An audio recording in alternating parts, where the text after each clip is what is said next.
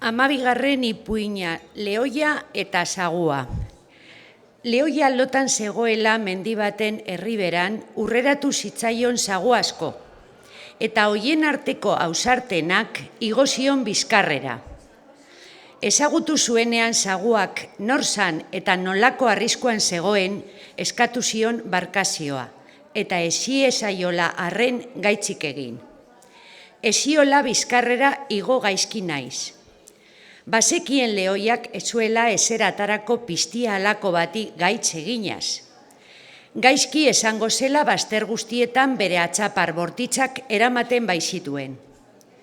Sagu bat apurtzeko. Lagazion bada joaten nahi zuen lekura. Saguak diotsa. Lehoi prestua, eskerra handiak ematen dizkizut, gaitz gabe bidaltzen nauzulako. Eta hemen eta non nahi egongo nahi zuri hon egiteko ezertan ahal badut. Egun batzuen ondoren erori zen lehoia prestatu zioten lakio batean. Ikusi zuenean bere burua, gatibu eta urratu ezin zituela loturik zeuzkan sokatzarrak, hasi zen orroa izugarriak ateratzen. Entzun zituen orroa handiak aipatu dugun sagutxoak, ezagutu zuen norenak ziran eta estutasun gogorren batean zegoela berari on egin zion lehoia.